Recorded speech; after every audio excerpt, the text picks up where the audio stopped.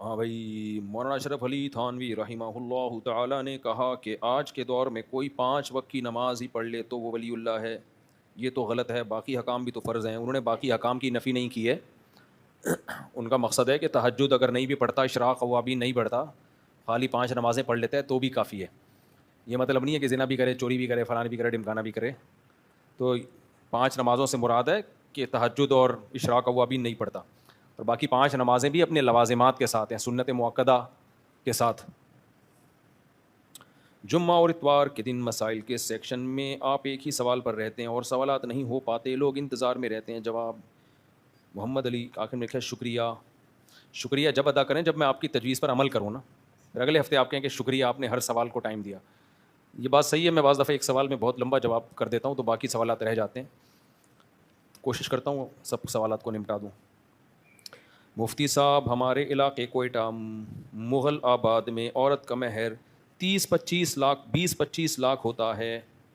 آپ اس حوالے سے کچھ فرمائیں. اس کا نقصان عورت کو بھی ہوتا ہے، مرد کو بھی ہوتا ہے. جن علاقوں میں بہت زیادہ مہر ہوتا ہے نا، ان میں لڑکیاں بوڑھی ہو جاتی ہیں، اور مرد پھر کیا کرتے ہیں، دوسرے قوموں میں شادی کر لیتے ہیں. وہ اتنا انتظار نہیں کر پاتے.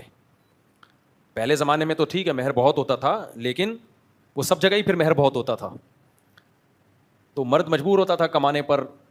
اور پھر 2-3 شادیوں کا رواج بھی تھا کہ لڑکی کو اگر یہ آدمی پورا مہر نہیں دے رہا تو دوسری شادی والا زیادہ مہر دے رہا ہے، وہ دوسری بیوی بن جاتی تھی. اب نہ دوسری شادی کا رواج ہے، اور پھر مرد کو سستے میں دائیں بائیں بہت عورتیں مل رہی ہوتی ہیں. تو پھر نقصان یہ ہوتا ہے کہ مرد پھر کہتا ہے بھائی یہ 20-25 لاکھ میں شادی کون کرے گا، جاؤ کہیں اور جا کے سستے میں کر لو. پھر چھپ چھپا کے شادیاں کر رہے ہوتے ہیں وہ.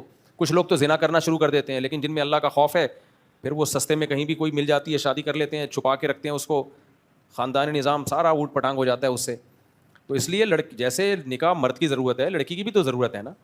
لڑکی والوں کو چاہیے اگر آپ کو اپنے لیے کوئی، اپنی بیٹی کے لیے کوئی اچھا داماد مل رہا ہے تو بھائی پیسے کو بیچ میں مت لے کر آؤ.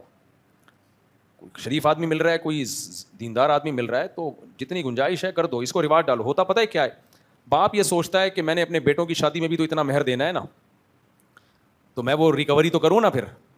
تو بھائی بیٹوں کی شادی میں بھی آپ ایسی جگہ کرو، یعنی سب کمپرومائز کر لیں مل جل کے کہ بھائی ہم نے اپنی سوسائٹی میں شادی کو، نکاح کو مشکل نہیں بنانا ہے. ورنہ ہوتا یہ ہے، میں نے جب بات چلائی نا اس کی مہر کم ہو، کہتے ہیں بھائی ہم اپنے بیٹے کا تو 25 لاکھ روپے مہر دے رہے ہیں، تو پھر ہم اپنی بیٹی کا مہر 25 لاکھ کیوں نہ لیں، ادھر ہمارا ڈبل خرچہ ہو رہا ہے.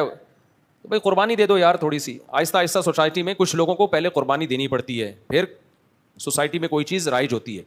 کچھ لوگ قربانی دے دیں بھائی اپنے بیٹوں کے لیے، ٹھیک ہے مہر بہت دے دیا آپ نے بیٹیوں کے لیے، آپ بولے بھائی بندہ شریف چاہیے ہمیں، ہم مہر کم لیں گے، تو آہستہ آہستہ رواج پڑ جائے گا. ورنہ اس کا لڑکیوں کو بڑا نقصان ہے، عمریں نکل جاتی ہیں. پھر ایک نقصان یہ بھی ہوتا ہے، مرد کہتا ہے جب میں نے اتنا مہر دے کے شادی کی ہے نا، پھر وہ بعض دفعہ بیوی کو جوتی کی نوک پہ رکھتا ہے. وہ ایسے سمجھتا ہے جیسے میں خرید کے لایا ہوں، غلام بنا کے رکھتا ہے بعض دفعہ کہ بھائی میرا لاکھوں روپے خرچ ہوئے ہیں. تو یہ بڑے مسائل ہیں. تو اس لیے بھائی اس کو سوسائٹی میں، اس کو آج اس زمانے میں یہ بہت مشکل ہے اتنا مہر پہ نکاح کرنا. اس سے نقصان زیادہ ہے فائدے کے بجائے.